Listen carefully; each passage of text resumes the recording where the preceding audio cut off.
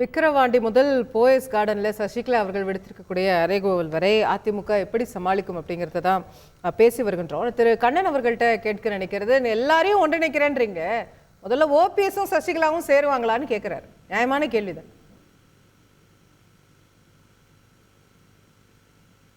வணக்கம். முன்னாடி பகையாளிகள், இன்றைக்கு பங்காளிகள். அதனால ஓர் தாய் வயிற்றில் பிறந்த உடன்பிறப்பில் முன்பு பிரிவு வந்தால் பின்பு உறவு வரும். நல்ல மனிதருக்கும் நன்றி மறந்தவருக்கும்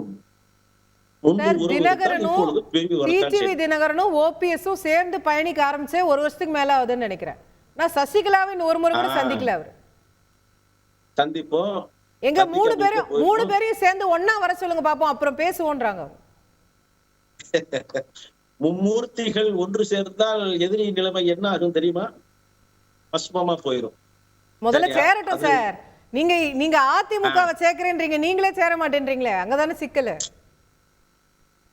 அதாவது அசோகவாசினி, இப்ப எல்லா பேருமே கிட்டத்தட்ட பழனிசாமியை முன்னிலைப்படுத்தி சந்தித்த அத்தனை தேர்தல்களிலும் தோல்வி.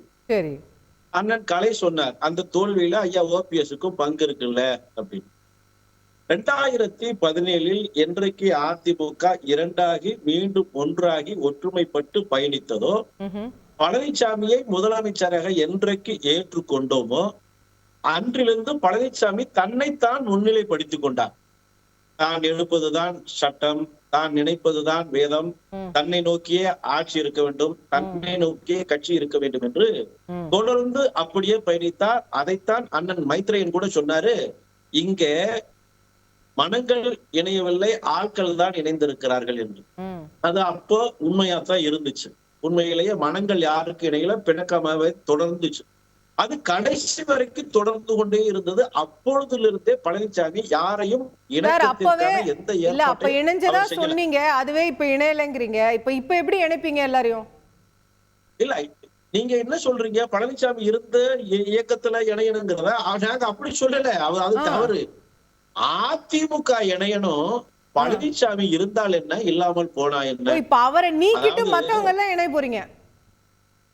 பொதுச் செயலாளராக இருந்த சின்னம்மா அவர்கள் எப்படி காணாம போய் திரும்ப வந்தாரோ, ஒருங்கிணைப்பாளராக இருக்கக்கூடிய ஓபிஎஸ் எப்படி காணாம போய் மக்கள் செல்வாக்கு கூட இப்பொழுது தனிச்சு நிற்கிறாரோ, அதே மாதிரி இன்றைக்கு இருப்பவர் நாளைக்கு இல்லை, நேற்றிருந்தவர் நாளை. ஏதாவது கொஞ்சம் பிராக்டிகலா சொல்லணும்ல. நீங்க எடப்பாடி பழனிசாமியை நீக்கிறதா இருந்தா பொதுக்குழுல நீக்கி இருக்கலாம், ஏன் நீக்கல? உங்களுக்கு பொதுக்குழுல ஆதரவு இருந்துச்சா? அதாவது எப்படி நீக்குறீங்க? அதிமுகங்கிற அண்ணா திராவிட முன்னேற்ற கழகம் புரட்சி தலைவர் எம்ஜிஆரால் தோற்றுவிக்கப்பட்ட தொண்டர்களின் இயக்கம், தொண்டர்களுக்கான இயக்கம். ஒரு தொண்டரால் ஏற்படுத்தப்பட்ட இயக்கத்தில் தன்னை ஒரு தொண்டனாக இணைத்துக் கொண்டு அதிமுகவில் பயணித்தவர், தொண்டர்களுக்கே முழு அதிகாரத்தை வழங்கியவர் இதய புரட்சி தலைவர் எம்ஜிஆர். அந்த இயக்கத்தை, அந்த விதியை திருத்தி அபகரிப்பு செய்து அண்ணா திராவிட முன்னேற்ற கழகத்தை அபகரிப்பு திராவிட முன்னேற்ற கழகமாக மாத்தி, அப்படியே நீங்க 2017 ரெண்டு பேரும் சேர்ந்து அபகரிச்சீங்க. 2017 ரெண்டு பேரும் சேர்ந்தே அபகரிச்சாச்சு. என் கேள்வி, நீங்க எடப்பாடியை நீக்கிட்டு ஏதோ எல்லாரும் சேர போறோன்றீங்களே, உங்ககிட்ட எண்ணிக்கை இருந்திருந்தா நீங்க நீக்கி இருக்கலாம் பொதுக்குழுல. உங்கள்ட்ட எண்ணிக்கை இல்லைங்கிறதான ஃபேக்ட். எப்படி ஒருங்கிணைப்பாளரும் இணை ஒருங்கிணைப்பாளரும் இருக்கும் போது ஒருங்கிணைப்பாளரை நீக்க முடிஞ்சுச்சோ, அதே அடிப்படையில் பழனிசாமி எந்த ஆயுதத்தை கையில் எடுத்தாரோ அதே ஆயுதத்தை அடுத்தவர்கள் கையில் எடுக்கிறதுக்கு எவ்வளவு? அதுதான் நான் கேக்குறேன். அன்னைக்கு முடியல உங்களால, இப்ப எப்படி முடியும்? அதே பொதுக்குழு தானே இருக்குது, அதே பொதுக்குழு உறுப்பினர்கள், அதே எம்எல்ஏக்கள், அதே எம்பிக்கள் எல்லாம் அதே தானே. அதே பொதுக்குழு, அதே அதிமுக, அதே தொண்டர்கள். ஆனால் தலைமை மட்டும் இல்லை. தலைமை இன்னொருவர். எப்படி முடியாம போயிரும்? மாறும்ன்றீங்க. நிச்சயம் மாற்றப்படும். ஏன்னா பழனிசாமி தொடர் வெற்றிகளை குவித்திருந்தால், அதிமுக எப்படி புரட்சி தலைவர் எம்ஜிஆர், எப்படி புரட்சி தலைவி அம்மா அவர்கள் ஒரு தோல்வியை சந்தித்தால் அடுத்த வெற்றி அசுர வெற்றி, அபாரமான வெற்றியா இருக்கும். ஆனா பழனிசாமி 48% இருந்த அண்ணா திராவிட முன்னேற்ற கழகத்தின் வாக்கு வங்கியை தொடர்ந்து சரிச்சு கொண்டே வந்துட்டாரு. 48 40 ஆச்சு, 40 35 ஆச்சு, 35 33 ஆச்சு. இப்ப 20ல வந்து நிக்கி.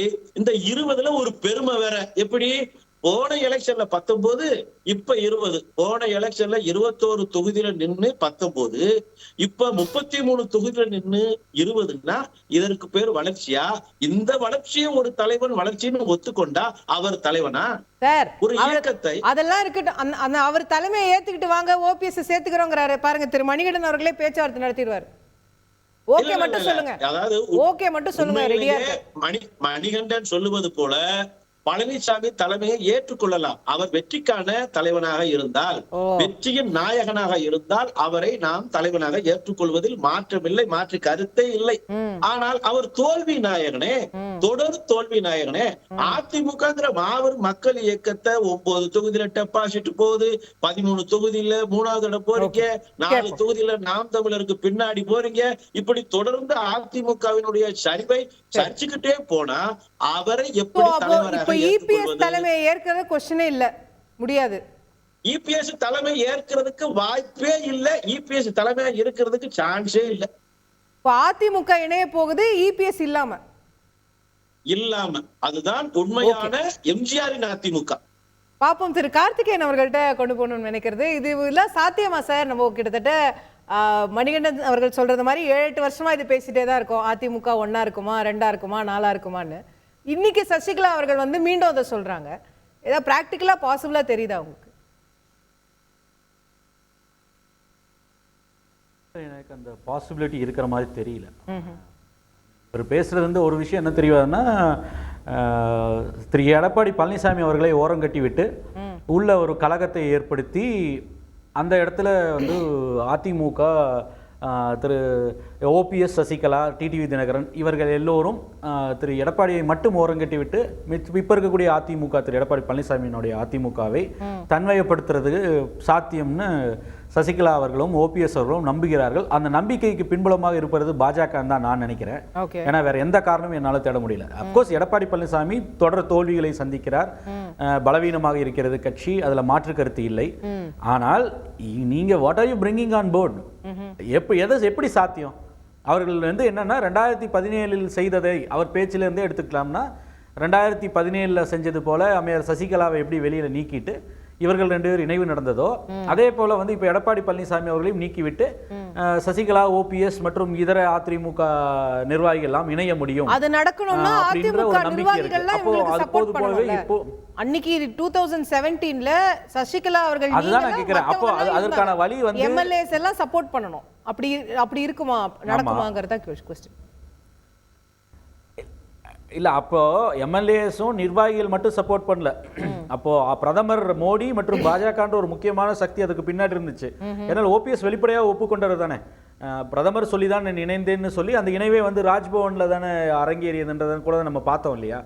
அப்போ அந்த மாதிரி ஒரு பின்புலத்துல பாஜகவினுடைய உந்துதல்ல தான் திரு எடப்பாடி பழனிசாமி அவர்களை ஓரங்கட்டி விட்டு மீண்டும் வந்து இந்த கட்சியினுடைய மெத்த நிர்வாகிகள் எப்படி சசிகலா தனிமைப்படுத்தப்பட்டாரோ அதே போல ஓபிஎஸ் அவர்கள் எப்படி நீக்கப்பட்டாரோ அதே போல எடப்பாடி பழனிசாமி அவர்களை தனிமைப்படுத்தி இல்லை நீக்கிட்டு இவர்கள் எல்லாம் இணையறதுக்கான சாத்தியம் இருக்குன்றதுக்கான நம்பிக்கை பிறப்பதற்கான காரணம் வந்து பாஜக தான் நான் நினைக்கிறேன்.